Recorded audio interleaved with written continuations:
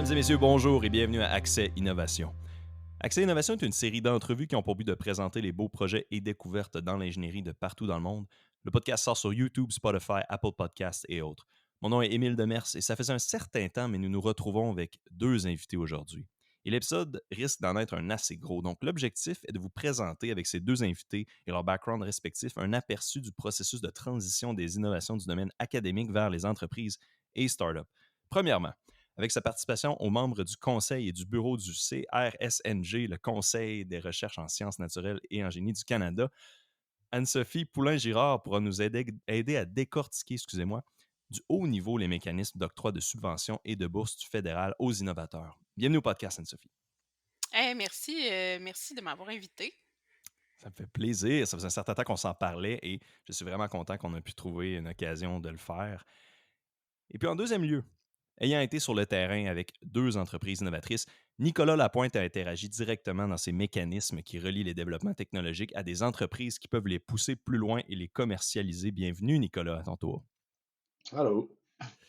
Donc, je trouve que de la manière qu'on s'en parlait au préalable, les trois, je trouvais que la manière que vous vous êtes rencontrés exprime quand même bien un peu le thème de l'épisode sur le transfert des connaissances de l'académique vers les startups. Fait que c'est un peu sur ça qu'on se concentre aujourd'hui. Fait que c'est le fun parce qu'on va quand même avoir le côté innovation avec les startups auxquelles Nicolas a participé, puis Anne-Sophie, bien sûr, dans ce dont elle travaille, elle fait partie du domaine de l'innovation. Mais là, c'est ça, on vient chercher un petit peu un angle un petit peu différent. Donc, peut-être en débutant par Anne-Sophie, est-ce que vous pourriez m'expliquer où vous étiez dans vos vies académiquement et niveau carrière quand vous vous êtes rencontrés et le contexte de votre collaboration à ce niveau-là? Parce que je pense que ça exprime bien là, où qu'on s'en va. Ouais, en fait, moi, je suis arrivée dans un emploi à l'université comme professionnelle de recherche et Nicolas était déjà là. Il collaborait avec mes collègues de l'époque dans une entreprise en démarrage qui s'appelait à ce moment-là Retnia et qui s'est appelée par la suite Zilia. Et puis, Nicolas et moi, on n'a pas travaillé ensemble à ce moment-là, mais on a commencé à se côtoyer. Puis par la suite, on était alignés pour travailler ensemble juste avant que je change d'emploi. OK. Donc là, il y a un petit revirement de situation. Mais donc, à ce niveau-là, c'est quoi? Ben là, en fait, on pourra peut-être embarquer plus tard dans le détail de ce que Zilia fait. Mais d'abord, à ce niveau-là, toi, Nick, tu étais à la fin de d'un baccalauréat ou de quelque chose à ce moment-là ou tu étais justement doctorat? Semi, honnêtement. J'ai fait un bac en génie physique et une maîtrise en biomède. Après, je suis été travailler au cerveau pour Daniel Côté, faire des outils en recherche en santé mentale. Après ça, je suis été pour Créaforme pendant environ un an et demi. Puis juste après, j'ai embarqué dans le projet Retina, qui a une idée de deux frères, Patrick Sauvageau puis Dominique Sauvageau, qui est un optométriste, puis un professeur d'université en génie chimique de l'Université de l'Alberta. Puis les gars ont une super bonne idée, c'est d'aller voir des biomarqueurs dans le fond de l'œil. Mais Pat a travaillé là-dessus un peu à sa maîtrise sur genre, la thèse de Basile Diaconu. Ils ont une bonne idée. Ils ont approché, avant que j'arrive, Simon Thibault, qui est le professeur pour lequel Anne-Sophie travaillait. Il leur a fait un brevet, une espèce d'ébauche. Là, je suis rentré en contact avec Pat Chudin. Il m'a dit, OK, penses-tu que ça peut marcher? Peux-tu nous aider à réaliser? Ouais, sure. Là, je suis embarqué dans le décor, mais les gars, il y avait une bonne idée, mais il n'y avait pas encore de hardware ni de locaux. On était comme dans un incubateur, mais pas un incubateur de start-up technologique comme ton Quantino. Là. C'était, il me semble que c'était la ruche. Quelque chose qui te donne une table et des cafés gratuits, mais c'est tout. C'est cool la ruche, je veux pas dire 0, là. Mais tu peux pas faire une caméra rétinienne à la ruche, à ma connaissance. Fait que là, Simon m'a laissé un peu bomber son lab gratuitement, puis scavenger l'équipement d'un peu tout le monde autour, écrire mon numéro de téléphone sur la table, réquisitionner tous les étudiants. En fait, maximiser la générosité de Simon et son groupe pour un peu prototyper, pas embarquer là-dedans. Là. Fait que là, Pat Pidum s'est piqué aussi avec moi là-dedans. Fait que c'est là qu'on a prototypé ce qui est devenu le Zero Killer, la caméra d'Ilia. Fait que j'ai vraiment. Puis j'avais travaillé aussi au PL dans le temps en termes de stage et d'autres trucs. Fait que je connaissais déjà pas mal le setup. Fait que je me suis senti chez moi rapidement au grand désarroi d'Anne-Sophie. Ah, c'est sûr que le groupe. Mais il faut dire, Nicolas, que le groupe. Moi, je suis une personne très ordonnée au laboratoire. C'est pour ça que Nicolas dit ça. Moi, j'écris pas mon numéro sur les tables. Il n'y avait pas de Euh, papier. non, c'est ça.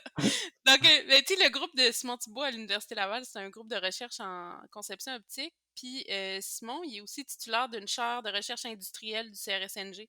Donc, c'est un mécanisme de financement sur 5 ans. Puis là, je pense qu'il y a 15 ans au total dans sa chaire, là, où est-ce que c'est fait pour établir des partenariats avec l'industrie de toute nature. Ça peut être des contrats de service, des transferts de technologie, ça peut être du service à l'industrie. Fait que, tu sais, dans ce groupe-là, on est vraiment habitué à collaborer avec l'industrie souvent. Fait que c'est pour ça qu'on est.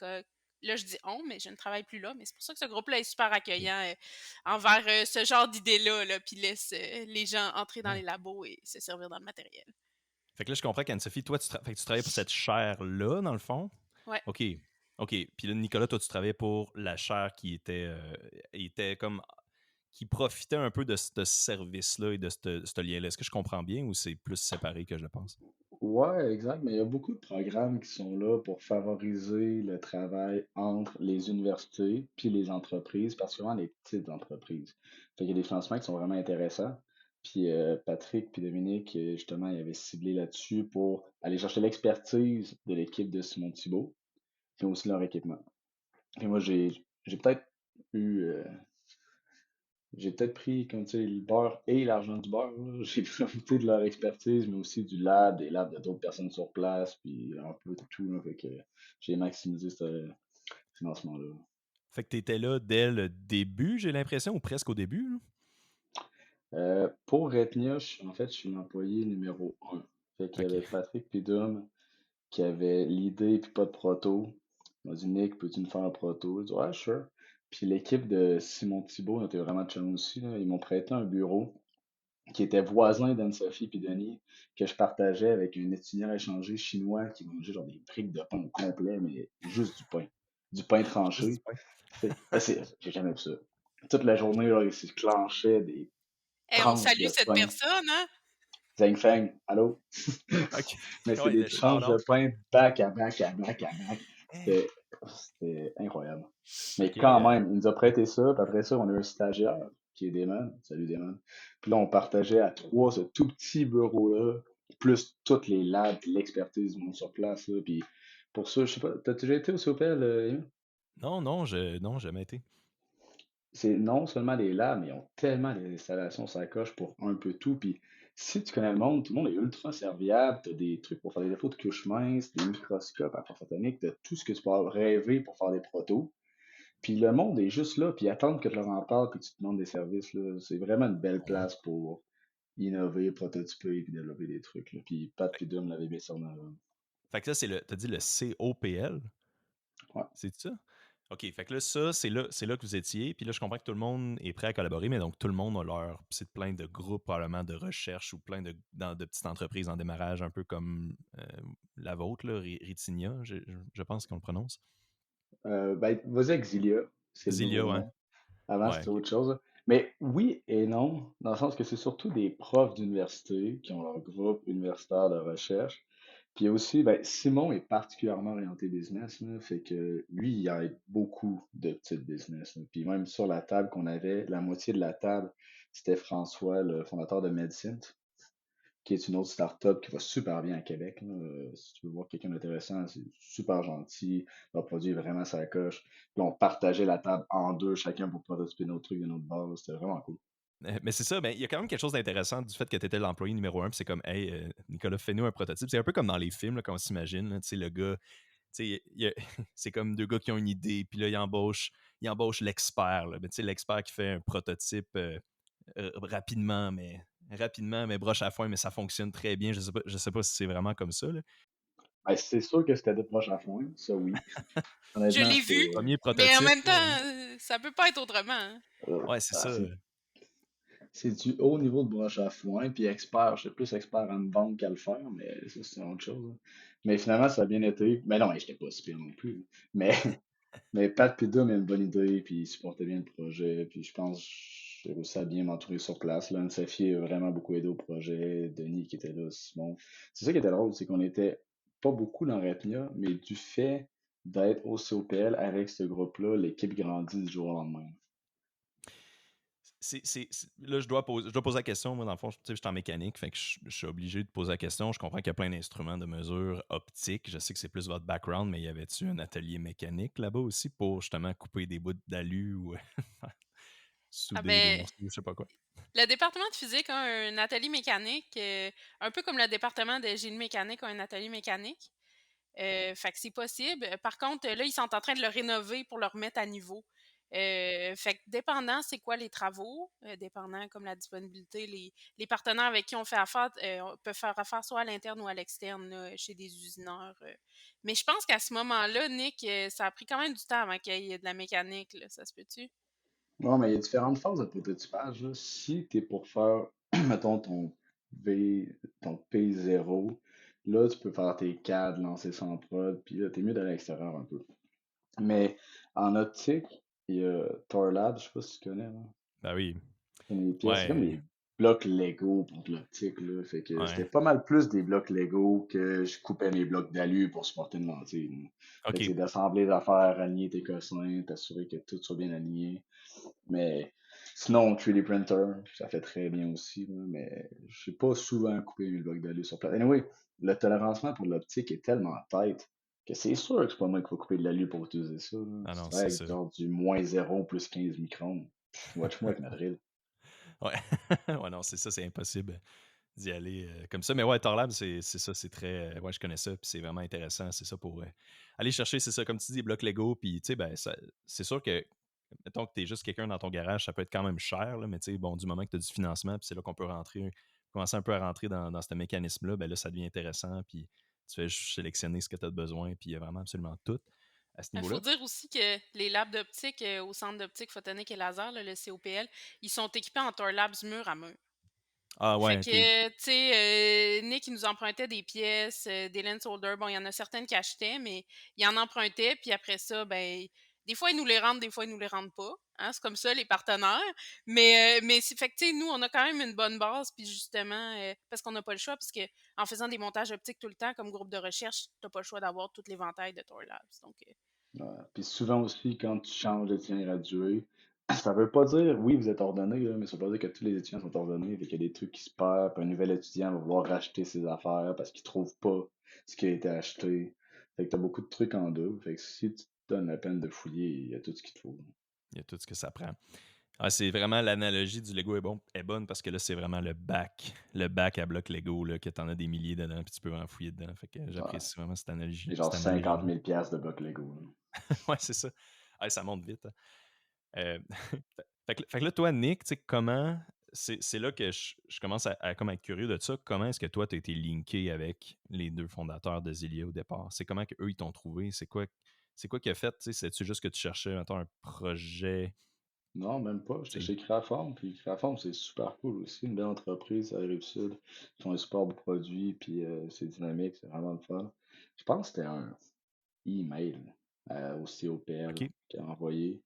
Puis j'avais juste répondu genre Salut, vous me cherchez, bonne journée, avec mon CV. Aussi simple que OK. ça. OK, ouais. Puis après ça, j'ai été prendre un café avec Pat, puis on s'est super bien entendu.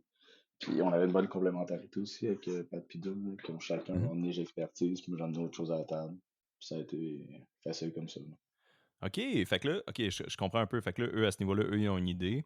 Puis là, peut-être pour Anne-Sophie, à ce niveau-là, comment est-ce que eux trouvent le COPL? Comment est-ce que eux sont matchés avec? C'est-tu le COPL qui cherche des projets comme ça ou c'est-tu eux qui cherchent du financement puis un incubateur?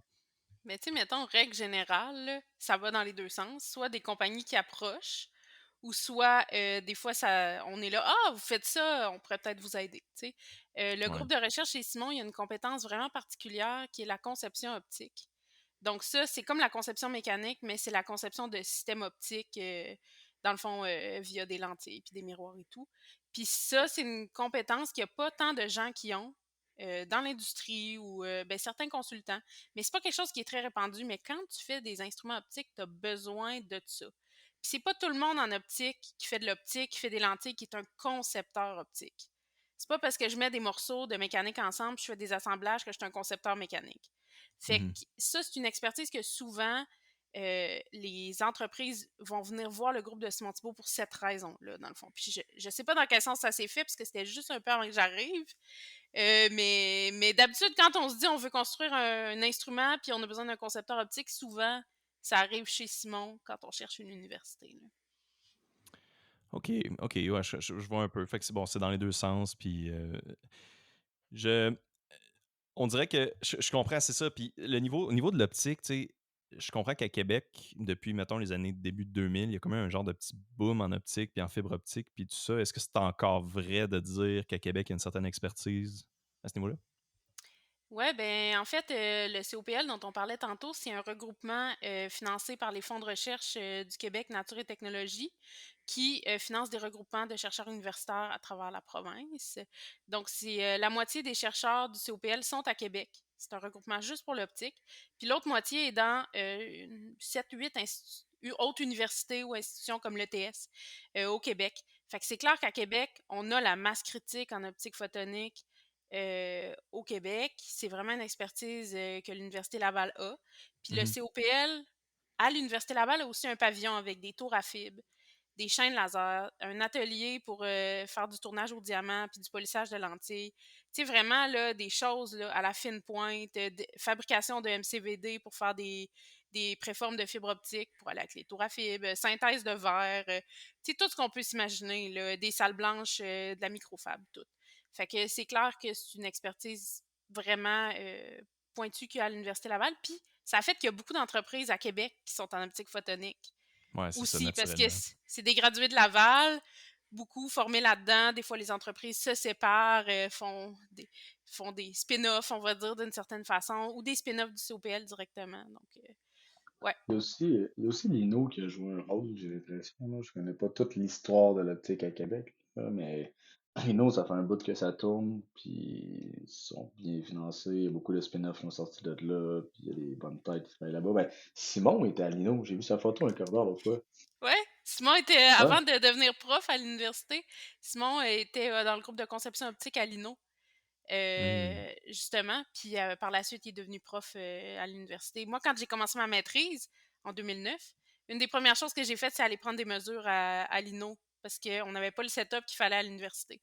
Par la suite, on l'a acheté, mais c'est une des premières choses que j'ai faites. Ouais, moi aussi, j'ai travaillé avec eux pour Créaform. Ah, puis il y a encore des super bonnes ressources là-bas avec Créaform, on avait collaboré avec eux aussi. Là. C'est super cool. Il y a aussi, autant COPL, c'est nice qu'il y a des bonnes choses à nous aussi. Ouais, Lino, tu sais, on entend souvent parler, c'est un grand joueur tu sais, dans ce domaine-là. Il y a deux choses, Anne-Sophie, que tu as mentionnées qui m'ont comme. Que je me pose là. Tu as parlé d'une tour à fibre. Moi, je suis désolé, je suis vraiment pas un débutant là, dans ce domaine-là, mais c'est quoi une tour à fibre? Ah ouais, c'est fascinant, OK? Quand on veut faire une fibre optique, mettons une fibre optique, là, c'est un fil de verre. Puis ce fil-là va avoir un cœur, donc un verre au centre, puis un autre type de verre autour qu'on appelle comme la gaine. Ok, ça, c'est l'anatomie d'une fibre optique. Quand on veut faire une fibre optique, comment qu'on passe de comme avoir du verre à faire un tout petit fil, parce que c'est quand même vraiment petit? Ben, en fait, on fait un modèle beaucoup plus gros de la fibre. Ça peut être à peu près 1 pouce de diamètre habituellement. Puis on la met en haut de ce qu'on appelle une tour à fibre. Je pense que Coractive, entre autres, dans leur nouvelle usine, ils ont une belle place pour leur tour à fibre. Tu sais, le COPL, c'est pas le seul endroit où il y en a. On met ça en haut, la préforme, puis on va la chauffer. Puis il va y avoir une goutte qui va tomber, c'est du verre, donc quand on le chauffe, il va y avoir une goutte, puis la goutte va être suivie d'une fibre optique très mince. Puis dépendant, dans le fond, on va laisser tomber la goutte, puis après, on peut même tirer un peu sur la goutte puis sur le fil pour, là, je fais comme ça parce que en bas, ça tourne, pour gérer la vitesse, dans le fond, puis la taille de la fibre. Fait que c'est comme ça que ça fonctionne, finalement. Fait qu'on se fait une grosse fibre, puis on l'étire dans une tour à fibre, puis l'étirer, c'est vraiment comme la chauffer, puis la laisser dégoûter, comme. Puis l'étirer, on l'étire manuellement, on lui donne une force, puis en plus avec la gravité, puis le Ben, c'est chauffage. ça, on va commencer avec la gravité, puis un coup que le fil va suivre, on va l'enrouler dans des bobines au sol. Ça peut faire une hauteur de peut-être, je vais dire 15 mètres, OK, une c'est tour ça, à j'allais te fibre. demander, quand même. Ça dépend du type de tour, là, mais mettons, on va dire une quinzaine de mètres, là, 10-15 mètres, dépendant de la tour.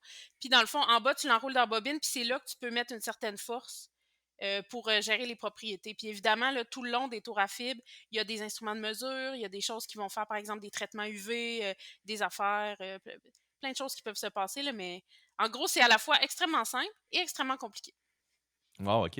Ouais, non, je connaissais vraiment pas ça, mais c'est le fun qu'on ait ça à Québec, puis justement qu'on en fasse. Ça, c'est contrairement à juste quelque chose qu'on envoie se faire faire dans un autre pays, comme il y a beaucoup de ça, là. Il y a une affaire que tu as mentionnée, tu as dit, bon, OK, au Québec, oui, on est gros dans l'optique. À Québec, on est gros dans l'optique, spécifiquement. Mais mettons, quand on parle du Canada ou quand on parle du reste du monde, est-ce que tu as une idée comment on se situe par rapport à ça? C'était beaucoup ça que je me demandais aussi quand on a parlé de ça. Ah ouais, ben c'est une bonne question. On est quand même, on a quand même une bonne place de façon internationale. Tu sais, si on regarde aux États-Unis, il y a 3 grosses universités en optique. Le Créole en Floride, Rochester dans le nord-est, puis l'Université d'Arizona. Il y a l'Institut d'optique en Europe. Bon, il y a des instituts en Allemagne aussi qui sont très forts en optique. C'est sûr que euh, c'est sûr que ça dépend aussi des expertises. Tu sais, au Canada, il n'y a pas juste au Québec où il y a de l'optique. Tu sais, par exemple, en Colombie-Britannique, ils vont faire beaucoup d'instruments astronomiques, tu sais, qui sont faits avec de l'optique aussi. C'est une autre façon de faire de l'optique. À Laval, c'est vraiment plus ce qu'on appelle de l'optique photonique, donc tout ce qui est les instruments, mais aussi tout ce qui est les fibres optiques, les matériaux photoniques, transmission d'informations, etc. Je peux OK, peut-être racheter un complément d'information là-dessus. Je sais pas si vous êtes familier avec Optonic à Québec. pas moi. C'est un regroupement, je pense, qui est sans but lucratif, ayant pour but de faire rayonner et favoriser le développement de l'optique photonique au Québec, ou à Québec, C'est au au ou à Québec, en fait. Québec. C'est au Puis Québec. ils ont une équipe, ok, ils ont une équipe qui est vraiment sur la coche, sont dans tous les événements. Puis chaque année, ils vont au Photonics West, qui est probablement le plus gros show d'optique en Amérique du Nord, puis contender dans le monde, là. Puis le Québec a un ultra gros pavillon que Optonic host, là. Il est vraiment gros, il est prime spot, il y a plein d'entreprises. Fait qu'on shine quand même pas mal, honnêtement, là. Il y a comme plein de pays qui ont des gros pavillons, mais qui ont rien à envier au pavillon du Québec, là. Fait que ça, Mhm. c'est quand même cool. Fait que, en tant que complément à ce que tu disais par rapport à l'université, là, je pense que oui, on est bien placé. Ouais. Fait que ouais, on se démarque quand même, là, sa scène internationale. C'est ça que je retiens de ce que vous mentionnez, là. Fait que là, on peut commencer à embarquer un peu dans tout le principe d'octroi de bourse puis de financement relié au CRSNG. Ouais, j'ai toute la misère avec cet acronyme-là. Des fois, il invente Y a-tu des moyen de le acronymes. dire? Comment? Chris Y a-tu moyen de le dire, genre le Ouais, c'est ça. Non, non, mais en anglais, c'est le NSERC. Donc, eux, ils le disent en Ah, anglais, mais en français, on doit dire c'est ça. toutes les lettres. Des fois, on dirait que les acronymes, tu sais, ils pensent à un mot, puis après, ils essaient de le faire fitter avec un acronyme, mais là, on voit qu'en français, en tout cas, c'est pas le cas. C'est pas le cas. Non. Ils Fait que sont le pas en français avec conseil, ça. ouais, c'est ça, on s'organise avec ça. Tu sais, fait que là, comment est-ce que. C'est quoi un peu les critères d'évaluation pour financer des projets, Anne-Sophie? Est-ce que tu pourrais un peu nous, nous parler un peu de ça? Ouais. Ben, d'abord, le CRSNG, pour les gens qui ne sont pas familiers avec cet organisme, c'est en fait c'est l'organisation canadienne qui finance toute la recherche, euh, on va dire fondamentale et relativement appliquée au Canada. Donc, on parle de 1,3 milliard de dollars annuellement. Donc, c'est ça. Fait que le CRSNG va financer là, autant là, la recherche super fondamentale qui n'a aucune application immédiate que des projets qui vont avoir des retombées relativement bientôt. Fait que dans le cadre des collaborations ou des partenariats avec des entreprises, on se situe plus à ce côté-là du spectre. C'est les projets comme ceux que le groupe de Simon Thibault a fait avec Zilia puis avec Pointe-Laz maintenant, sont des projets qui sont financés par des programmes en partenariat, plus spécifiquement le programme Alliance. Fait que ça, là, ce qui est important de comprendre avec ce mécanisme-là, c'est que l'entreprise reçoit aucun argent. Aucun argent. Aucun argent qui vont dans l'entreprise. C'est juste l'université qui a l'argent. Et l'entreprise doit mettre de l'argent dans le projet. Et en contrepartie, le CRSNG va mettre une somme équivalente ou supérieure dépendant du programme. Donc, c'est une façon pour les entreprises d'augmenter on va dire leur fonds, mais eux, ils ne touchent pas d'argent. Donc, oui, c'est vraiment comme, tu sais, le matériel doit être acheté par l'université, il y a plusieurs critères. Fait que dans les critères pour le programme Alliance, il y en a quelques-uns. Premièrement, là, quelque chose de vraiment important, là, c'est la faisabilité. Tu sais, est-ce que l'équipe de projet, la compagnie, les gens à l'université ont les compétences, les ressources, les capacités en gestion de projet pour mener à terme le projet, puisqu'on ne veut pas investir l'argent des contribuables dans des projets qui ne fonctionnent pas. Est-ce que le projet va avoir éventuellement de l'impact pour les Canadiens? Donc, ça peut être tout type d'impact, par exemple, réduire les gaz à effet de serre, créer des emplois, n'importe quel type d'impact. Fait que ça, c'est quand même important. L'organisme subventionnaire est à la recherche de ça. Est-ce qu'on va former du personnel hautement qualifié, des étudiants de premier, de deuxième, de troisième cycle dans le projet? C'est requis. C'est impossible de faire un projet où on ne forme pas la relève. Impossible. Puis là, c'est super intéressant parce qu'ils sont comme en collaboration avec une entreprise. Fait que, Ben oui. ça fait potentiellement des employés potentiels, mais ça fait aussi des gens qui ont vu des choses, des vraies choses. Ouais. Puis finalement, ben, la qualité de la synergie entre les partenaires. Fait que La c'est ça les synergie, critères d'évaluation. OK, université, donc mettons partenaire, c'est université, entreprise et Ouais. le conseil lui-même? Non, le conseil, lui, il finance. Il est OK. super fin, il Ils comptent pas finance, comme puis on lui partenaire. rend des Ouais. comptes style reddition de comptes. Mais OK. c'est vraiment entre les partenaires. Est-ce qu'il y a une collaboration qui est établie? Est-ce qu'il y a des communications régulières, des échanges qui sont prévus? Est-ce que c'est vraiment des gens qui collaborent ensemble? Oui, parce que je trouve ça bien. Ben, tu as raison que c'est bien que ce soit l'université qui voit l'argent, parce que ça veut dire que tout passe un peu par ce groupe-là.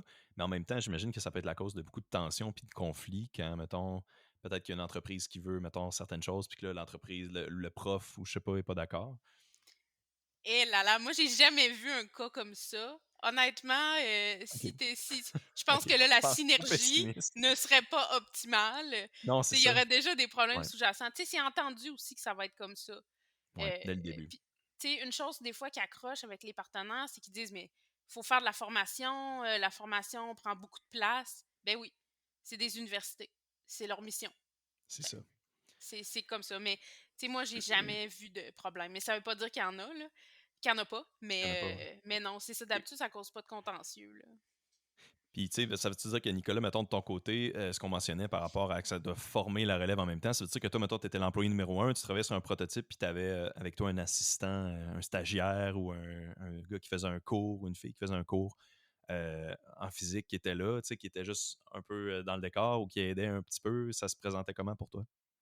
Ben, il y a eu des stagiaires, mais la formation aussi, ça peut être d'étudiants gradués, comme disait Anne-Sophie. Tu peux avoir quelqu'un qui est au doc, qui est une machine dans ce qu'il fait, là. Il fait de la conception optique, je sais pas, d'œil artificiel, par exemple, là. Puis c'est une machine là-dedans, mais niveau entreprise, ben, il a jamais travaillé en business, il sait pas vraiment c'est quoi. Fait qu'il va apprendre en travaillant avec des deadlines plus serrés, en ayant le produit en tête, plus que son doctorat, que c'est super nice, mais t'as moins de pression aussi, là, puis c'est moins orienté produit, là. Fait que c'est une complémentarité que tu vas chercher. Oui, des fois, il y a des stagiaires, c'est super cool, mais généralement, c'est pas eux qui vont complètement chambouler le projet, là. Ils participent, mais les étudiants gradués, professionnels de recherche, le prof, mettre l'épaule à la roue, puis être pas mal, là. Fait que, mettons, un étudiant de doctorat qui il travaille là-dessus, lui, il fait-tu en même temps, il fait son doctorat qui est un autre projet complètement? Ou il a fini son doctorat à cette étape-là? Tu sais, il peut se Non, je situer fais les deux où? en même temps. Ouais, Je OK. fais les deux en même temps, là. Il est capable de gérer, puis c'est entendu, là. OK. Où son doctorat porte sur ce projet-là? Ah, ça, Si ça par se peut. exemple, ouais, si on avait une collaboration avec une entreprise puis qu'on voulait faire un doctorat autour de ça, il pourrait avoir des parties critiques au produit ou au développement technologique, mais il pourrait aussi avoir des parties exploratoires plus fondamentales qui sont pas critiques. Par exemple, parce qu'on a un nouveau produit, puis ça ferait comme un projet complet que cette personne l'offrait, puis les fonds que l'entreprise verse au projet, puis qui sont appariés par le CRSNG, ils peuvent servir à payer la bourse de cet étudiant-là aussi, là. Ah, ben oui. Ouais, si c'est C'est un l'université, bon OK. point. Puis comme avec Moinas, par exemple, le projet, l'alliance qu'on a avec l'équipe de Simon Thibault, c'est quelque chose qui est plus exploratoire. Fait que nous, on a un produit qui est le corps d'entreprise, mais on essaie de se positionner pour la prochaine génération de produits en faisant comme le débroussaillage avec un groupe de recherche qui est bien positionné pour le faire. Fait que nous, on n'a pas besoin d'engager des ressources tant matérielles, mais que humaines, là. Fait que de pogner quelqu'un qui a une maîtrise en optique mécanique pour le faire travailler là-dessus, pour que peut-être dans 5 ans, on a un produit, c'est quand même un gros risque pour une startup, là. Fait que ça me permet d'aller dérisquer ça à faible coût, comme nous dit Anne-Sophie, là. Généralement, c'est 20-30% de cash qui est mis pour un projet, là. OK. Ouais, Je quand pense que même. c'est un tiers, deux tiers là, dans le cas dans lequel Zilia, ben Pointe-Laz est là. Ouais, ben, il y a des moyens de matcher le pari avec Ok. l'Alliance. Je pense Ah oui, qu'on c'est avait ça. 20%, là, mais. Mais c'est qu'il y a d'autres mécanismes de financement, comme une subvention que Nicolas mentionne, qui ont eu avec Pointe-Classe, pour lequel, dans le fond, c'est l'industrie qui reçoit l'argent. L'université n'envoie OK, pas. directement. OK. Mais Ouais, c'est ça, c'est une autre méthode. c'est ça, c'est plus au niveau, par exemple, du ministère de l'Innovation, Développement économique. Tu sais, c'est pas via le CRSNG, c'est comme vraiment complètement un autre mécanisme de subvention. Mais des fois, ils peuvent s'apparier, se compléter, permettre de créer un levier supplémentaire. Là. Fait qu'il faut être comme au fait de tout ce qui est possible là, pour comme maximiser, mettons, ce qu'on peut aller chercher. Là. Moi, je comprends qu'ils prennent avantage à toutes les ressources qu'ils ont. Puis c'est normal aussi, tu sais, à cette étape-là, quand ça peut coûter cher. Là, comme on dit, un breadboard sur Tor Labs, ça peut coûter cher. Des pièces optiques, ça peut coûter cher. Ben, tout est cher. Tout est cher. Surtout à Ah cette ouais. heure. Depuis une couple d'années, on dirait. T'aurais dû Est-ce- voir le prix des bananes tantôt. Je sais même pas, j'en achète à chaque semaine, puis il y a une banane derrière moi. Tantôt, ça fait me dire ouais, t'aimes ça les bananes? Mais je sais pas, je sais pas le prix des bananes, c'est quoi, c'est combien? Honnêtement, je suis pas sûr. J'ai dit banane parce que je l'ai vu, mais je sais pas tant de banane. Mais c'est Elle a- sûrement cher. Tout le monde dit que c'est cher. Ouais, c'est cher. Elle a ça l'attention, la banane.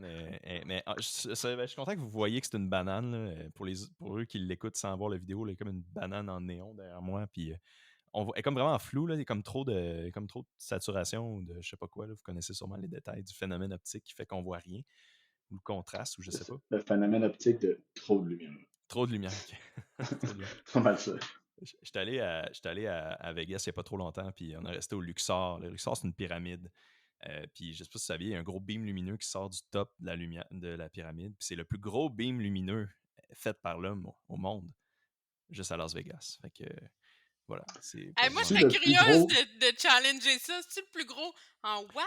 Le Le plus plus gros en Mais d'après moi, c'est diamètre? visible. Ça doit être le plus gros beam lumineux dans le visible, parce que c'est Ouais. sûr qu'à propos spatial, il y a de quoi qui est plus Eh non, gros et mais plus excusez, puissant. là, les étoiles laser au VLT au Chili, là, ça crache en. Le OK. quoi? Les étoiles laser, là, les Laser Guide Étoile, Star, là. là, pour le VLT, là, ça crache en. S'il vous Hein? plaît. Moi, je n'ai aucune idée de ce que tu dis. C'est quoi une Ça étoile sert à laser? ioniser la couche de sodium pour faire un point guide dans le ciel pour les télescopes. Le VLT, c'est 4 télescopes d'environ 10 mètres situés au Chili, ils appartiennent à l'Europe. Puis chaque télescope a 3 laser guide stars qui shootent dans le ciel. Puis ça leur permet de se situer un par rapport à l'autre, dans le fond, finalement. J'ai une Ah question. ouais. Quelle couche de sodium? Puis VLT, c'est Very Large Telescope, right? Ouais, Very Large Telescope, mais c'est 4 télescopes de 9 points quelques mètres. Cette facilité-là est incroyable. Ils construisent le ELT à 40 mètres, à 40 km de là. Ben, en tout cas, chacun son bête, mais je pense que je ne mettrais pas mon 2 piastres sur le Luxor. Écoute, OK, moi, je connais pas ça. Moi, je suis pas là-dedans. C'est vous les experts. Je vais vous lire ce que j'ai lu là-dessus. Je l'ai sorti. OK? Ça dit The tip of the pyramid features a light beam which shines into the night sky and is the most powerful man-made light in the world. Powerful. Fait que ça doit être, I guess, ça doit être en watts, mais là, j'ai plus d'informations sur ça. Puis, Bon, mais t'as pas su sourcer ou c'est un truc marketing? Là? c'est. OK, bon. Il y a plein de sources. C'est-tu des bonnes sources? Je sais pas. OK. Tu la radio numéro 1 de Québec, puis c'est On, l'équivalent, là. on peut voir. OK, attends, gars. Je vais vous donner des. Ils disent que dans le fond, OK, ça utilise des curve mirrors to collect light from 39 xenon lamps and focus them into one intense narrow beam. GeForce International Entertainment Corporation was hired to design. Ils disent que chaque lampe, fait qu'il y a 39 xenon lamps, puis chaque lampe, c'est 7000 watts. Fait que c'est pas tant. Ben, je sais pas, c'est-tu beaucoup ça? C'est-tu beaucoup 39 fois 7000 watts pour un beam lumineux? C'est à vous de me le dire. 7000 watts, c'est quand même pas mal, mais ça dépend du diamètre aussi. Ça dépend de plein d'affaires. Là. Moi, Ah, ok, Ben, ok. écoute, c'est peut-être le plus gros Je sais pas. beam marketing avec Ouais. pas d'utilité de la Pas, Terre. aucune utilité, ouais, c'est ça. C'est ça. Inutile à part dire qu'on a le plus gros faisceau. Si tu cherches ton hôtel, ça peut être utile, mais sinon, c'est pas très utile. C'est pas autant utile que les Very Large Telescopes pour localiser localiser les autres télescopes que tu mentionnais tantôt. Là. Ouais, ben ça, le Very Large Telescope, lui, fait des observations astronomiques. Les étoiles servent de guide. Il y a toute une science là-dessus. On dirait un hôtel qui essaie de compenser un peu. Ah, mon beam est Ouais. plus gros que le tien? C'est ça que Très tu C'est possible. vraiment un sous-entends? gros beam. Ouais, c'est très possible. Écoute, il y a un autre fun fact. Je connais plein de fun facts du Luxor vu que je suis allé là. Puis le deuxième fun fact que je vais mentionner, puis on va arrêter ça là parce que je veux pas que ça soit un podcast sur le Luxor ou sur Vegas, mais le Sphinx qu'ils ont construit devant la pyramide, l'hôtel, il est plus gros que le vrai Sphinx. OK, j'arrête ça, là. C'est juste l'excès, là, là-bas. C'est pas très gros non plus, là, le Mon sphinx. sphinx, Fun c'est plus fact. gros que le tien. Et voilà, Mon ça aussi, c'est fess- de la Mon faisceau compensation. est plus gros que le tien. Tu sais, chance Nick, t'es sur un filon, là. Ouais. Ouais. Fun fact, hein? Fait que voilà. OK. Donc là, on a parlé de Point Laz beaucoup. Maintenant qu'on a fini de parler de Vegas, on a parlé de Point Laz beaucoup. Il n'y a aucun lien entre les deux. Je veux pas, je veux pas qu'il y ait un lien. C'est quoi? Est-ce que tu pourrais nous parler un peu, Nick, c'est quoi cette entreprise-là? Parce que je comprends Zilia un petit peu, c'est quoi? OK, c'est une machine qui détecte des marqueurs dans l'œil pour la santé des yeux, je crois. Puis on pourra peut-être Ouais, embarquer c'est un petit bien peu plus en détail, résumé. mais puis Point Laz, c'est quoi à peu près? OK, ben, pour vidéo corrigée, c'est un appareil, une plateforme multimodale qui permet de détecter des biomarqueurs précoces de maladies oculaires et neurodégénératives de par diffuse reflectance spectroscopy. Fait que la spectroscopie de réflectance diffuse dans le fond de l'œil et de l'imagerie et de l'intelligence artificielle. Ça, c'est un. Fait que c'est une caméra rétinienne avec des modalités supplémentaires. Point LAS, c'est un scanner de mineshaft. Fait que, qu'est-ce qu'un mineshaft? C'est une espèce de gros ascenseur souterrain. Parce que dans le fond, si tu as des minéraux sous terre, puis en général, la densité des minéraux en profondeur est vraiment supérieure en surface. Je connais pas le fondement géologique de ça, mais c'est ça que c'est. Fait que si tu vas aller chercher, tu as deux façons. Soit tu fais une grosse rampe, je pense à 15 degrés, qui descend dans le sol, tu descends des trucs pour aller chercher, ou tu creuses un gros ascenseur pour te rendre. Comme à Val d'Or, la ronde, si je me trompe pas, c'est 2 km de profond le mineshaft qu'il y a là-bas. Puis de par le mineshaft transite tout. Les matériaux, les outils, les travailleurs. Puis un fun fact que j'ai entendu au Mine-Célène, aux Îles-de-la-Madeleine, ce qui limite la grosseur des trucks des mines souterraines, c'est la grosseur des roues. Parce que toutes les trucks sont assemblés sous terre, parce qu'ils peuvent pas mettre un truck dans l'ascenseur, hein, dans le skip. Fait qu'ils peuvent toutes les assembler sauf les roues. Les roues se désassemblent pas. Fait que c'est ça qui limite la grosseur des trucks dans les mines souterraines. Fait que, à l'heure actuelle, l'inspection des mines se fait de visu, là. Fait que c'est des mineurs qui sont sur le top de la cage, qui descendent, qui ont une lampe frontale, une lampe de chest, un marteau pour rien ses guides, puis ils le regardent. C'est comme, ouais, ça a l'air d'un beau mineshaft. Puis à la fin, ils signent un registre qui est la version noble du registre des toilettes chimiques, si on veut, là. Fait comme, OK, Ouais, beau mineshaft, la tout est checklist, ouais. bien, voici mes initiales. À Puis, chaque 15 chaque minutes, il fait semaine. ça ou une Chaque fois semaine. chaque C'est semaine. un procédé qui est quand même assez long parce que la vitesse est limitée, parce que c'est de la job, puis c'est une sacrément de job pas facile. On a rencontré des gars qui le faisaient, là. Puis c'est vraiment, vraiment, vraiment important. Le mindshot dans une mine, il y a eu des accidents, puis tout transite par ça.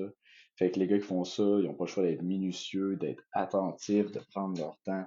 Fait que c'est un procédé qui est vraiment long, puis tedious, là. C'est pas facile, là. C'est pas un job facile. Fait que nous, ce qu'on a développé, c'est un scanner qui vient s'attacher au câble en haut de l'ascenseur, qui vient sortir des images haute résolution 360 degrés du mineshaft, plus un profil 3D de la totalité de la surface du mineshaft. Je dis mineshaft souvent, mais j'ai pas d'autre mot. C'est ça que c'est. Du mineshaft. Puis ça permet, dans le temps, de quantifier les déformations, de diagnostiquer encore un peu s'il y a des failures, des fissures ou des apparitions, des bris. Fait que ça permet de faire une maintenance préventive. C'est plus rapide. Fait que, en ce moment, l'étude de coupe, en fait, c'est au lieu de 8 heures, ça prend environ 1 heure de numériser un mancha. Fait que chaque semaine, c'est 7 heures qui est sauvé. Puis pour une mine, 7 heures, c'est gigantesque, là, la quantité de trucs qui transigent par une mancha. J'ai entendu le chiffre de 50 000 pièces de l'heure qu'ils perdent Ah ouais. lorsque c'est fermé. Aïe, aïe, ouais, Fait qu'on c'est peut le faire gain, sauver 7 heures par semaine à une minière, plus augmenter la sécurité des travailleurs. Parce que c'est quand même risqué comme opération, là. On a des rapports d'accidents qui surviennent de l'inspection, puis aussi de bris. Fait que c'est pour avoir une pérennité des infrastructures, plus de sécurité pour les travailleurs, puis une meilleure rentabilité pour les exploitants. Ouais, ça a l'air vraiment. Je vois, je pense que tu le vends vraiment bien là, en plus. Là, c'est vraiment intéressant. Puis, comment ça fonctionne, c'est qu'on met l'appareil dans l'ascenseur descend ou monte, puis là, ça fait un scan de son environnement, puis là, ça détecte les murs. Ouais. Puis... Le scanner de Lazarus est pensé, designé et fait pour les mindshafts. Fait que c'est une attache avec des vis captives qui vient se mettre autour. Truc d'aller, tu le torques, 3 vis captives avec un torque limiter pour pas les stripper. Tu veux pas que ça arrive. Après ça, tu mets ta clem dessus. slide le scanner, slide la batterie. Il y a une batterie intégrée, un ordi intégré, tu fais sur play, puis ça descend à environ 1 mètre par seconde. C'est 7 LED, 7 caméras, 2 lidars, puis ça scanne vraiment rapidement, ça remonte, on sort ça, puis on a le profil 3D, puis l'imagerie 360 haute résolution du Mindshot. C'est Ça, vraiment facile, là. ouais. Fait que ça a été. Fait que toi, tu as travaillé là-dessus. Tu travailles là aussi, on l'a mentionné, tu travailles aussi sur pour l'autre entreprise. Je pense que c'est deux en même temps. Zélia aussi. Fait que toi, c'est quoi ta collaboration à ça? C'est-tu le même principe? T'étais-tu l'employé 1? T'as-tu travaillé au développement de ce Non, scanner-là dès le c'est début? Ou... non, pas du tout. C'est le projet à base d'Alexandre Grenier, qui est un ingénieur minier il a fait beaucoup de jobs dans le passé, dans différentes mines, puis il a toujours eu la fibre entrepreneuriale là, toute sa vie. Il a fait différents projets, puis il a vu un besoin dans les mines pour remplacer les expressions de visu. Il s'est dit, OK, faut que je remplace ça, j'ai une idée. Fait que c'est associé avec d'autres mondes pour faire un scanner qui était comme son P0, qui était tout 3D printé, là. C'était un beau gréement efficace qui a réussi à faire une belle preuve de concept. Honnêtement, ses résultats étaient impressionnants considérant l'appareil qu'il y avait. Puis là, rapidement, il a décidé qu'il y avait un potentiel. Il a été chercher du financement, il voulait grossir l'équipe, puis rendre ça un peu plus un produit. Puis lui aussi, il a fait un post sur un truc, ça s'appelle Medium. C'est un de mes amis qui est dans les rangs graphiques qui m'a envoyé ça. Puis Alex a une façon de voir un peu différente, là. L'entreprise, c'est une entreprise nomade dans le sens qu'on n'a pas de bureau, mais une maison dans un spot cool à chaque saison. Fait que l'été, il y a une maison aux Îles-de-la-Madeleine, l'hiver en Gaspésie, cet hiver, on va dans l'ouest. Puis c'est un de mes chums qui m'a dit ça, il dit check ça, je pense que ça t'intéresserait. Genre, ouais. Puis là, effectivement, le concept me parle vraiment beaucoup. Puis même chose, j'ai envoyé à Alex, j'ai dit yo, voilà mon CV, puis voilà mon Instagram, cheers. C'est tout. Puis là, il m'a écrit, on était prendre une bière ensemble, puis j'ai dit ok, j'embarque. Aïe, aïe. J'avoue que le principe, j'avais jamais entendu ça, effectivement, le principe le nomade, là, de juste louer une maison à chaque été, puis sinon, I guess que tout le monde est en télétravail, sinon, la majorité du temps, là, ou il y a peut-être les prototypes, puis tout, vous les montez où, ça veut dire? Ben là, pour l'instant, on est équipé à Quantino, qui est comme l'incubateur de l'INO, qui est super cool, honnêtement. Le monde là-bas sont vraiment gentils, on est vraiment bien installés. Les installations sont ça coche, le monde sur place, ils connaissent ce qu'ils font, sont vraiment là quand on a besoin. Fait que nos protos, on les monte là-bas, mais il y a beaucoup de codes dans ce qu'on fait, puis justement, souvent les gars sont tous dans la même maison, puis s'il neige, le monde va aider. S'il fait moins beau, ben, le monde code, puis on avance, puis on donne tout, là. Par rapport à ça, par rapport au principe d'un startup, je pense que c'est un bon moment pour te demander ça, justement, toi qui as collaboré à deux startups qui sont vraiment des vrais startups, là, c'est pas mal la première fois au podcast, je pense qu'on a quelqu'un comme toi. Est-ce que ça t'arrive, dans le fond, je vais juste essayer de retrouver ma question. Ouais. Est-ce que travailler pour des startups, ça implique de devoir accepter de travailler gratuitement un certain bout parfois? As-tu vécu ça? Tu peux-tu nous parler un peu de l'expérience des startups? Parce que ce qu'on peut s'imaginer des fois de l'extérieur, c'est que tu n'as pas le niveau de sécurité, mettons, d'une entreprise qui n'est pas un startup parfois. Tu as peut-être plus d'assurance quand tu n'es pas dans un startup, puis qu'un startup, c'est rock'n'roll, beaucoup de travail, des longues nuits. C'est ça qu'on s'imagine. C'est ça l'image que moi j'ai en tête, puis c'est peut-être pas ça. Là. Fait que tu pourrais-tu nous parler un peu de ton expérience ces deux Ouais, entreprises-là, généralement? souvent ça l'est parce que c'est une petite affaire, fait que c'est fragile. C'est pas comme ABB ou les Exfo, whatever, les grosses compagnies de ce monde. Mettons qu'il y a 3 employés qui rentrent pas pendant 3 semaines, ils vont survivre, ils ont des revenus, c'est pas stressant. Mais une startup, si t'es 4, puis t'as un client, puis il faut que tu livres le 8 avril, ben il faut que tu livres le 8 avril, parce que t'as juste un nombre et tu vas le manquer. Fait que si ça veut dire que tu te fais des journées de 12 heures pendant une semaine, ben, c'est ça que tu fais. Nous, on appelle ça des codes poyo, là. C'est juste, on se commande du Saint-Hubert, puis on reste là, là. C'est genre, tu prends une pause pour manger, puis tu rembarques, tu gagnes, puis personne sort tant que c'est pas fini. Puis le lendemain, ben, tu recommences. Fait que, généralement, il y a moyen, au Québec, honnêtement, on est bien placé pour aller chercher le financement puis aider les startups, là. C'est pour ça qu'il y en a beaucoup de vraiment belles startups qui croient avec des beaux produits, puis ça coûte cher de développer du hardware, là. C'est Ouais. effrayant, honnêtement, là. Fait qu'une chance qu'on est bien soutenu. Fait que je suis capable de manger pareil puis m'acheter des bananes, là, mais c'est sûr qu'il y a des sacrifices à faire parce que tu crois en quelque chose, tu crois en le projet, puis c'est vrai pour les deux, là. Autant dire que Pointreuse, c'est deux belles équipes, deux beaux produits. Puis la vibe est le fun, honnêtement, là. Tu construis quelque chose. C'est ça, certainement, certainement, ça doit être très motivant. Si c'est rien, je sais pas, ça doit être, c'est plein de choses sûrement, là, mais ça doit être certainement motivant. Puis quand t'es pas beaucoup de gens, ben là, tu as plus de cohésion, j'imagine. Il y a plus de sentiment d'appartenance.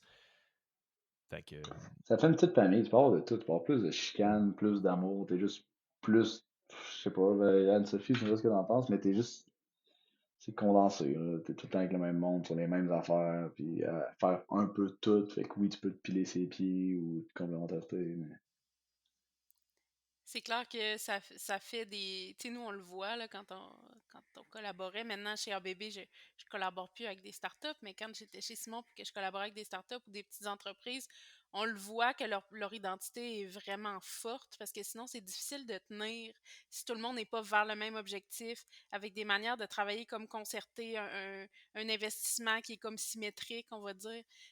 Ça tient moins bien s'il n'y a pas ça. Ce qu'on ne voit pas chez des partenaires qui sont plus grands. Tu sais, l'identité est comme.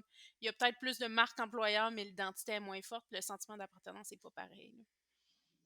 t'as besoin d'être créatif aussi dans tes façons de procéder. Un exemple qui nous est arrivé il y a pas longtemps avec Pointlaz, justement, on avait un scan à livrer, je sais pas où, puis fallait que ça marche. Puis c'était un de nos premiers scanners qu'on assemblait. Puis en assemblant, il y a de quoi qui a pété. Une carte électronique, puis on n'avait pas de lousse. La seule autre carte de lousse, moi j'étais à Québec, était aux îles de la Madeleine. Fallait que je l'aie idéalement là, mais c'est pas vraiment possible. Fait que Alex, il était à l'aéroport des îles de la Madeleine avec la carte de remplacement, puis il tapait sur l'épaule de tout le monde qui passait, genre pour le vol vers Québec. Il dit, excusez-moi, est-ce que ça dérange d'emmener cette PCB à Québec? Genre non. Genre non, je veux pas. Next, non, je veux pas. Puis le premier Madelino qui croise, il dit, ben ouais, y a pas de problème, donne-moi ça, tu veux que j'amène ça où? À l'aéroport de Québec, parfait. Fait que là, moi, quand il arrive, je prends mon charge, j'étais à l'aéroport de Québec avec une petite pancarte, genre marqué le nom de la personne, j'attendais. C'est toi ça, ouais. Donne le PCB, parfait. On retourne sur le proto, nice. travaille ça. Ben C'est des trucs, c'est nice. Ça fait des ouais, beaux souvenirs, puis idéalement, dans une couple d'années, on va se compter des histoires autour d'une bière, en ben oui. chauffant des Rolls-Royce. J'aurais On trouvé un m'attendait char pas plus à ça! facile à dire. Rolls-Royce, ouais. Des Rolls-Royce. Eh, non. Tu vas avoir les chars avec lesquels on se déplace, là, c'est vraiment pas des Rolls-Royce. Rolls-Royce. Faut que je trouve un autre nom de char, Fancy. Ferrari. Ferrari? Ferrari, ouais. Ferrari. Wow. Ouais, c'est peut-être éventuellement tu vas l'avoir ta Ferrari et ta Rolls-Royce dans le parking. Je sais pas. Je sais pas où Ouais, tu juste en un es char trop qui loin. fait pas trop de bruit, ça serait déjà pas pire. On a comme un concours de la minoune qui va te faire le plus longtemps. J'ai perdu. OK. OK. Mais... Fait que bref, pour Puis- répondre à ta question ouais, avec plein de détours, ben, le fait qu'on ait toutes des minounes parle un peu de l'elle-même, hein. ben oui. Ben oui. Il faut ce qu'il faut. Euh, c'est ça, ben c'est ouais, merci pour cette perspective-là. Ça, j'avais jamais vraiment. Je l'avais pas je veux dire, pas souvent eu le straight from the horse's mouth, là, si on peut dire. Maintenant si on revient, mettons, un peu plus au processus de financement, puis là, je suis sûr que ces entreprises-là ont passé un peu par ce processus-là. Est-ce qu'Anne-Sophie, tu pourrais nous dire un peu, présenter un peu un overview du processus? Parce que initialement, tu sais, ce que je me disais, c'est oui, bon, il faut qu'ils respectent les critères d'admissibilité, mais aussi, j'imagine qu'il y a des présentations qui sont envoyées et renvoyées, il y a des suivis probablement pour que cet argent-là continue de rentrer. Est-ce que tu peux nous parler un peu comment ça marche? C'est quoi le niveau de détail dans ces présentations-là? Parce que c'est tout le temps spécial, des fois, de présenter un projet à quelqu'un, tu sais, de devoir le vulgariser pour que cette personne-là le comprenne. C'est un peu ça le but du podcast aussi, là. Puis des fois, tu te dis, si cette personne-là, elle peut comprendre ou ne pas comprendre ce que j'explique, mais il faut quand même qu'elle me donne de l'argent, là. C'est une situation qui peut être particulière. Ouais, tu sais, quand on parle d'opportunités de financement, je vais dire gouvernementales, donc qui ne proviennent pas du privé, parce que là, les processus sont vraiment différents, tu sais, que ce soit au CRSNG ou même dans certains ministères, le processus est comme très normé. Parce que c'est des fonds publics, puis doit suivre les règles d'octroi de fonds publics qui sont comme très strictes. Tu sais. Par exemple, les subventions Alliance qui ont financé le projet en partenariat avec Pointe-Las, ben ça, c'est une subvention, dans le fond, ils te disent dans 2 pages, tu dois nous dire ça. Une page, tu nous parles de qui tu vas former puis comment tu vas les former. C'est quoi ton plan de formation? Comment tu prends en compte la diversité? Après ça, pendant 3 pages, tu vas nous expliquer c'est quoi tes lots de travail, c'est quoi tes allocations de personnel, est-ce que ton équipe est compétente? Tu sais, c'est vraiment comme très normé. Toi, tu fais ça, puis t'envoies ça dans l'univers via la plateforme que tu soumets en ligne. Puis après ça, l'organisme va évaluer puis tu parles jamais à l'organisme. OK? Parce qu'il faut pas qu'il y ait de conflit d'intérêt, il faudrait pas qu'il y ait d'ingérence. Tu parles jamais, tu sais pas qui évalue. Tu n'en as aucune idée. Donc, puis ces organismes-là ont des processus. Fait que si c'est vraiment comme normé, puis même dans le cas des subventions qui vont à des universitaires, ils vont te dire c'est quoi les critères. Ils te le disent, puis ils t'expliquent c'est quoi. Tu sais, quelqu'un qui a excellent en formation, il dit, mettons, formation excellent, le plan de formation est décrit. Tu sais, comme la diversité est prise en compte par plusieurs mesures. Il y a formation de plus de 3 personnes. Tu sais, ils te le disent, c'est quoi être excellent. Ça se peut que dans ton projet, tu puisses pas être excellent pour plein de raisons. Tu sais, le but, c'est pas de mentir, mais c'est comme vraiment très normé. Il faut que tu suives Fait que, ouais, faut que tu suives la consigne. la Puis traque, tu la consigne. quand on travaille avec des startups, des fois, c'est difficile de leur faire suivre la consigne parce qu'eux sont en mode faut tout faire, faut que ça marche. Comme puis on est là, non, non, il y a une règle, là. Il y a une procédure, c'est comme ça, on n'écrit pas n'importe quoi. Fait que, tu sais, ça, c'est tout le temps drôle un peu. Puis des subventions, par exemple, de ministères d'innovation d'exportation, leur format est quand même assez différent. J'en avais revisé une pour Pointe-Laz.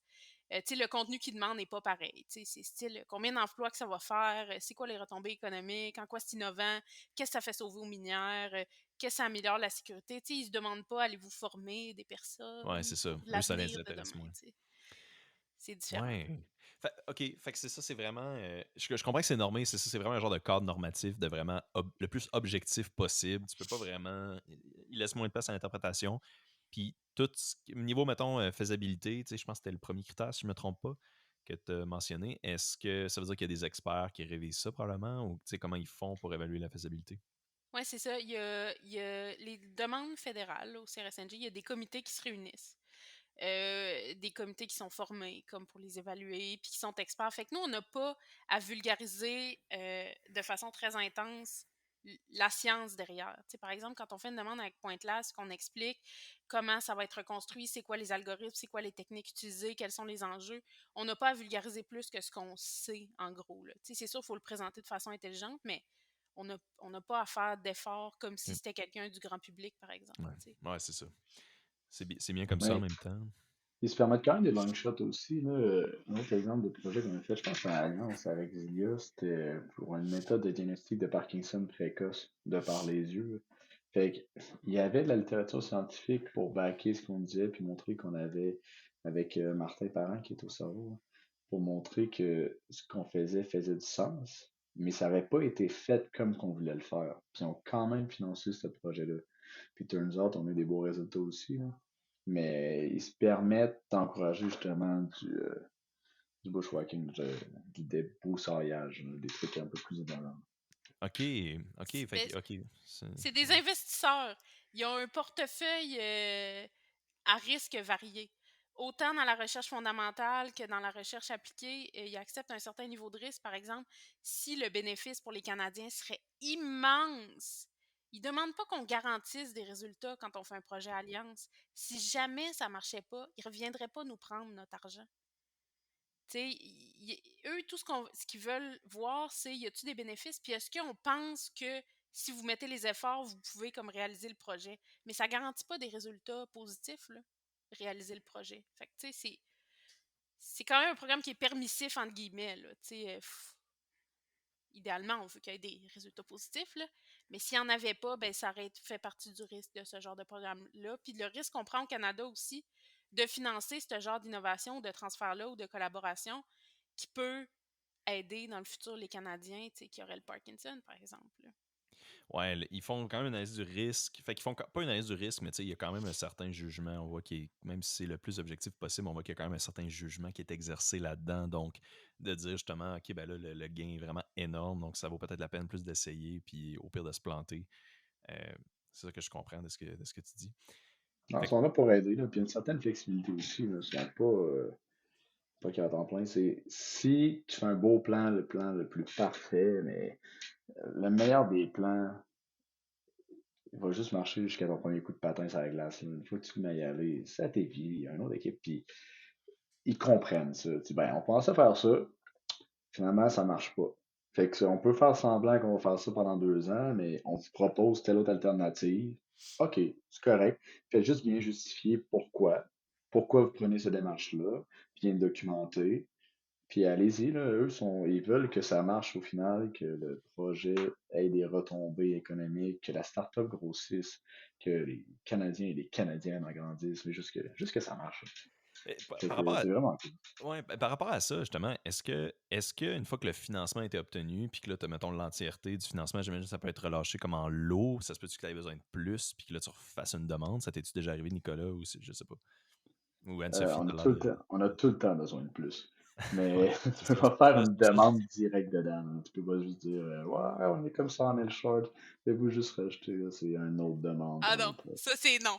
Faut que t'ailles, parce que là, faut que t'ailles bien prévu ton affaire. Tu sais, les programmes Alliance, il faut savoir, c'est 20 000 à 1 million de dollars. OK? Fait que, tu sais, tu demandes ce que tu as besoin, finalement, là. Puis c'est pour 1 à 5 ans. OK? Fait que, tu sais, c'est sûr que des projets de 1 an à 1 million de dollars, ils en donnent pas mal moins. OK? Dans le sens que il faudrait vraiment que tu prouves que tu as une force de frappe incroyable parce que pour dépenser 1 million de dollars en 1 an, là, il faut que tu montres que c'est faisable. T'sais. Mhm. Fait qu'il y a vraiment de la place. Puis sinon, ben, qu'est-ce que tu fais? Tu refais une autre alliance, tu fais un autre type de subvention. Tu essaies d'avancer. Leur but, là, c'est de financer de la recherche puis de l'innovation qui avance. Fait que tant que tu montres que tu fais des pas, moi, je pense que tu as des bonnes idées, tu peux réussir à être financé. Je suis pas Nick, c'est un autre avis, mais Non, c'est vrai, là. Puis il y a tout le temps d'autres programmes qui sont là. Honnêtement, quelqu'un qui est à l'affût, puis les incubateurs sont là pour ça, là. Ils nous orientent vers les bonnes ressources, les bons contacts, là. Il y a tout le temps moyen de financer l'innovation. Puis pour une start-up, l'innovation, ça veut dire chaque jour, de chaque Mhm. semaine, tout le temps, là. Fait que là, c'était justement mon autre question. Quand le CRNSNG rejette tes demandes, NSERC. NSERC, comment? C'est ça, hein? NSERC Ouais, en désolé. anglais, mais NSERC. c'est ça, il y a le Conseil des sciences humaines en Parfait. anglais, il s'appelle le SHIRC, tu sais, fait que même quand ça se prononce SHERC. pas en anglais, ça a l'air qu'il le prononce. Donc, Le SHERC. Même quand ça rejette des demandes, ben là, je vois, c'est ça que vous dites, il y a d'autres ressources où on peut aller chercher du financement pour des projets comme ça. Fait que, bon, c'est ça, ils sont jamais mal pris. Puis justement, là, c'est intéressant ce que tu mentionnes, l'incubateur a quand même le rôle de l'incubateur a quand même le rôle d'aller pointer vers les bonnes ressources, en plus d'aider techniquement, des laboratoires, des ateliers, de prêter, je devrais dire. Ouais, exact, là. C'est comme ce qu'ils veulent, c'est te mettre en contact avec des intervenants du milieu en plus de donner l'information, là. C'est des accélérateurs de collision, d'une certaine façon, là. Souvent, ils disent accélérateurs, là, puis par collision, je veux dire des rencontres avec d'autres personnes, puis autant d'autres startups que du monde des gouvernements, que du monde de l'université, que du monde de l'inno, là. Fait qu'ils favorisent les collisions entre personnes de différents milieux pour favoriser la croissance de l'innovation. Là, excellent. J'avais une dernière question, puis sinon aussi, je vais passer le micro là, s'il y avait d'autres choses que vous aimeriez parler ou mentionner, mais on s'en vient pas mal vers la fin.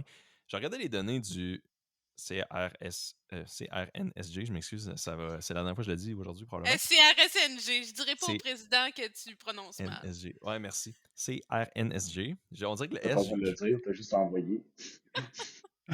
Il va l'entendre, là. ouais, c'est ça, vas-y. Ben écoute, si il l'écoute jusqu'à où qu'on est en ce moment, ça fait quasiment 1 heure, je vais être très content qu'il m'entende, Ouais, même si mais je me plante. réalistement, tu l'as un peu chié du début à la fin. Ouais, c'est vrai, mais là, peut-être qu'il va se dire, ben, il va l'avoir ce prochain coup, mais là, finalement, je l'aurai jamais. Euh, Qui garde espoir, là. ben, c'est ça, ben oui. Là, en regardant les données de ça, que Anne-Sophie, tu m'avais envoyé un beau dashboard avec plein de données intéressantes de ça, je remarque que l'Université d'Alberta, c'est vraiment particulier, mais il se démarque vraiment dans le nombre de demandes. Il y avait 406 demandes, je pense que c'est à vie, puis il se démarquait vraiment par rapport aux autres universités. Mais pourtant, tu sais, quand je pense à des universités technologiques au Canada, je sais pas, là, je ne les connais pas vraiment, mais je pense pas nécessairement à l'Alberta comme étant la plus innovatrice nécessairement. J'étais en Alberta, j'adorais ça, mais tu sais, je comprends pas. C'est quoi, dans le fond, pour m'aider peut-être à me retirer mon préjudice ou juste mon questionnement? C'est quoi qui peut expliquer ça? C'est-tu qu'il faut, il s'essaye ou c'est-tu vraiment Ah une ben, grosse université? écoute, là, premièrement, là, je vais te dire que tu as tort. Puis là, OK. juste, je vais juste avertir les auditeurs et les auditrices. Je ne suis pas une spécialiste de l'Université d'Alberta, tu sais, sans préparation. Émile m'avait dit qu'il trouvait ça bizarre. J'ai cherché un peu. Tu sais, Ah, merci, OK. non, mais je te le dis, là. Tu sais, je veux pas que les gens se disent, mon Dieu, elle était à l'Université d'Alberta et elle connaît donc bien ça. OK, c'est pas le cas. Fait qu'effectivement, l'Université d'Alberta, en 4 ans, qui étaient les données du tableau de bord, là, ils ont fait le plus de demandes. Je pense que c'est 493. Il faut savoir que les subventions Allianz, dans ce cas-ci, qui financent les partenariats industrie académie, ils ont un taux de réussite d'à peu près 50 OK? Puis, comme j'ai dit tantôt, ben, le montant varie de 20 000 à 1 million. OK? Fait que l'Alberta, finalement, ce qu'il faut savoir de l'Alberta, c'est que c'est la 5e université de recherche au Canada. Hmm. OK? Donc, et la 6e, c'est, pour les gens de Québec, l'Université Laval.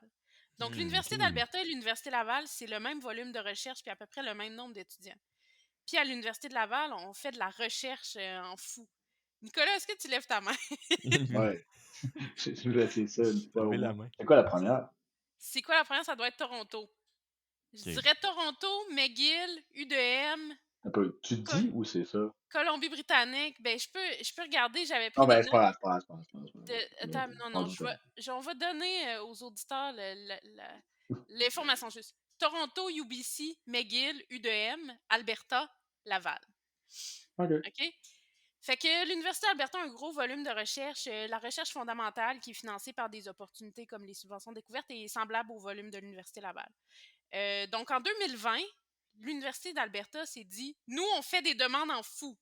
OK? Donc en 2020, ils ont fait un nombre de demandes incroyables. Ils ont été financés à 50 du nombre de leurs demandes. Par contre, quand on regarde la valeur moyenne d'un projet, c'était 160 000 par année par projet à l'Université d'Alberta, alors qu'à Laval, qui a eu seulement 34 projets financés, là, qui est un tiers moins que ce que l'Alberta avait eu cette année-là, ben, c'était plutôt 325 000 par année, par projet. Donc, 2 fois plus, les projets étaient 2 fois plus financés, ils étaient 2 fois plus gros. Là, j'ai pas cherché plus que ça, mais ce qu'il faut comprendre de ça, c'est que l'université a eu beaucoup de petits projets cette année-là. Puis, il y a plusieurs choses qui peuvent générer ça. Par exemple, des appels de Alberta Innovate, du financement à parier, la stratégie interne de l'université. On va faire plein de partenariats. Puis, dans le futur, ça va payer. OK? Ça peut être ça aussi. Il y a plein de choses qui peuvent justifier ça. Donc, voilà. Fait que le mystère est comme Wow. ce que je qualifierais de résolu. Là. Ouais. Mais Émile, tu pourras te souvenir que l'Université d'Alberta, c'est la 5e université de Wow. recherche au Canada. Après l'Université Laval, qui est mon université. Fait que Non, je l'Université m'excuse. Laval est 6e. C'est Ben, je nous veux dire avant. Avant. après, ouais, Après, avant. ouais. J'aurais dit avant, mais ouais, 6e. Ouais, excuse, Ouais. c'est ça que je me rappelais, mais je me suis mal exprimé. Puis c'est ça, ben, je suis vraiment désolé aux gens qui écoutent ça, les Albertains, je sais pas, les gens qui sont allés à l'Université d'Alberta qui ont écouté ça. Je voulais vraiment pas être impoli non plus en posant ma question. C'est juste que, ben là, je le sais, maintenant je le sais, puis là, on connaît le ranking. Euh, fait que tout ce que je veux dire, c'est que on verra l'année prochaine, c'est rendu quoi. Puis, Ouais, ce qu'on pourrait retenir aussi, c'est qu'au Québec, il y a beaucoup de demandes, là. C'est quoi? C'est le numéro 3, 4 puis 6? Ouais. Fait que combiné, ça commence à faire pas mal, là. Quand tu regardes la répartition des subventions de recherche et d'innovation au Canada avec les universités, ben, l'Ontario, évidemment, a le plus de subventions, mais le Québec est tout de suite après. On fait un super gros volume de recherche dans des domaines ultra diversifiés. Là. OK. Ouais, ben, je suis vraiment content d'avoir eu tort à ce niveau-là, mais surtout d'en apprendre sur la raison exacte. Fait que merci de m'avoir corrigé à ce C'est niveau-là. ça. Au Québec, on n'a pas à envier l'Université d'Alberta. T'sais, on est quand même bien aussi. Là, t'sais. Ouais. C'est ouais, c'est ça, ben oui, c'est bien pareil, là. J'aime que tu as fait tes recherches. Tu peux dire j'ai fait C'est mes parce qu'honnêtement, recherches. je regardais les chiffres, j'étais là, qu'est-ce qui s'est passé? Ouais, il y a Tu sais, je tout me qui s'est suis dit, passé. 2020, est-ce qu'il y a eu des opportunités de financement pour des trucs de la COVID? Ça aurait pu être ça. Mais il n'y en a pas eu particulièrement. C'est vraiment les énergies renouvelables en Alberta. On ne penserait pas nécessairement à ça. Là. Beaucoup de recherches sur les énergies renouvelables puis les ressources naturelles. C'est contraire à ce C'est pas qu'on les peut seules choses. imaginer, Ouais, là. c'est ça. On penserait que c'est comme énergie fossile, là, mais non, ils sont Mhm. vraiment dans l'énergie renouvelable. OK. Excellent. Y avait-tu quelque chose que vous auriez aimé parler ou mentionner avant la fin? Premièrement, Anne-Sophie, je peux commencer par toi. Y a-tu quelque chose que tu aurais aimé parler ou mentionner? Là? Je te laisse le micro une dernière fois avant de terminer. qu'on Hey, qu'on ait ouais. terminé. Je pense que les partenariats entre les universités et les entreprises, c'est difficile à nouer des fois. Il faut faire un effort. Il faut que chacun sorte de sa zone de confort. Mais je pense que c'est essentiel. Puis c'est essentiel de bien le faire et d'avoir des mécanismes de financement qui permettent ça. Parce que, tu sais, Nicolas, lui, il témoigne de plein de partenariats qu'il y a eu avec les universités, avec des chercheurs en neurosciences, des chercheurs en optique photonique, tu sais, plein de choses. Mais ça, là, si Nicolas reste dans sa start-up, puis que nous, on reste dans notre université, puis qu'on a un préjugé contre les start-up ou contre les produits, par exemple, bien, ça se passe jamais. Puis je pense qu'on apprend chacun de l'autre. On apprend c'est quoi développer un produit de prototype, ce qu'on fait pas souvent à l'université, mais les gens apprennent aussi c'est quoi, par exemple, les bonnes pratiques de design, puis c'est qui les meilleurs fournisseurs pour faire des designs optomécaniques ou pour faire, je sais pas. Fait que tu sais, je pense que c'est difficile, puis qu'il faut continuer à financer ça, puis qu'il faut continuer à sortir de notre zone de confort. Les gens des universités, les gens des entreprises, c'est vraiment important pour le développement économique, pour l'innovation aussi. Ouais, c'est vraiment bien dit. Puis justement, ouais, comme tu mentionnes, c'est ça, le fait que Nicolas, on l'entendait ben, dans les deux, ce que vous disiez, il y a plein de contacts, plein de noms que vous connaissez les deux, ça vient plein d'endroits différents. Puis tu sais, c'est vraiment important le networking aussi là-dedans. Puis je pense que c'est une des choses que ça facilite, comme tu le mentionnais. Puis on en parle souvent au podcast du networking. Fait que c'est vraiment génial. Puis toi, Nicolas, de ton côté, y a-tu quelque chose que tu aurais aimé mentionner avant la fin, justement, peut-être par rapport à ça ou pas, là, je sais pas. Pas particulièrement. Je pense qu'Anne-Sophie l'a bien résumé, mais mettons chez Quantino, on a eu récemment, c'était le Démo Day qui était au musée de la civilisation, qui était toutes les entreprises incubées qui présentaient. D'ailleurs, Zilia et Point Là sont incubés là-bas. Mais la qualité des startups qui étaient sur le floor, qui faisaient du hardware, honnêtement, ça m'a jeté sur le cul, là. Il y a tellement des beaux produits différents. Il y a les gars de Phantom qui font un laser à 2.2 microns qui est ultra spécialisé. Genre, ils font leur laser de A à Z, puis je m'en souviens plus combien de kilomètres de fil dans leur affaire, là, mais c'est vraiment sharp. Il y a Erabec qui font une espèce de truc pour les érablières avec un sensor. Ça leur coûte-tu? Non, tu vois, ça coûte vraiment pas cher. C'est une belle pièce d'électronique pour monitorer. T'en as de tous les domaines, des ballons de satellite.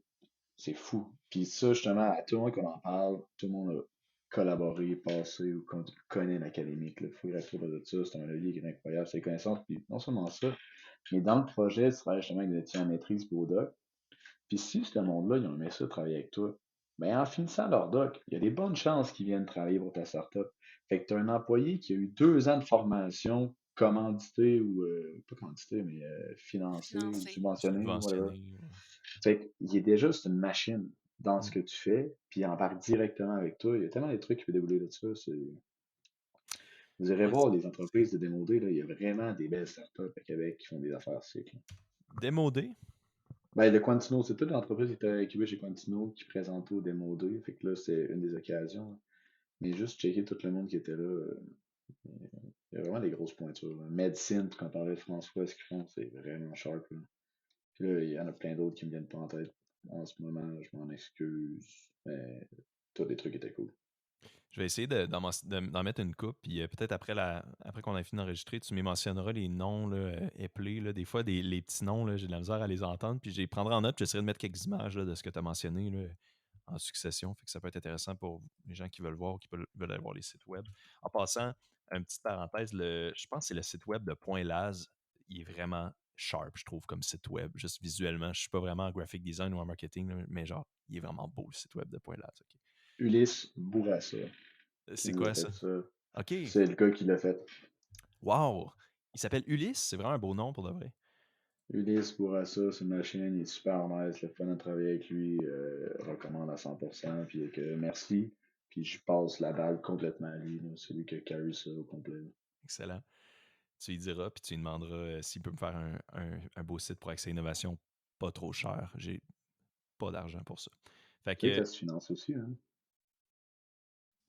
wow. Tout se finance, toutes les bonnes Tout ça Tout idées se se se finance. finance, hein. financent. Ouais, c'est ça. C'est ça le message Excellent. de la fin, Ouais. là. Ouais, c'est ça. Un site web, c'est un levier de commercialisation, là. Fait que ça se finance, puis c'est important pour l'entreprise, là. Fait que ça fait du Ah oui. sens d'investir là-dedans, mais que ça soit supporté par différents paliers aussi, là. Ben On est oui, ben rendu oui. là. Fait que avec cette innovation, Ulysse Bourassa, tu pourras voir Ulysse Bourassa. Ah, je le prends en Google it, je note. sais pas ce qu'on sait par cœur. Je veux voir ses autres œuvres, ça c'est sûr. C'est Ouais, vraiment il est bien sharp, il pensé. a gagné des prix, puis il think outside the box aussi, là, fait que non, Ah c'est cool ouais. ça. Aïe aïe. Excellent. Ben super ça. Ben, ça conclut donc l'émission sur aujourd'hui, sur cette belle parenthèse. Merci énormément pour votre présence, Anne-Sophie et Nicolas. C'était vraiment productif comme épisode. On a beaucoup parlé. Merci beaucoup aux auditeurs, surtout d'avoir écouté Accès Innovation. Pour plus d'informations, consultez nos pages Facebook et LinkedIn. À la prochaine.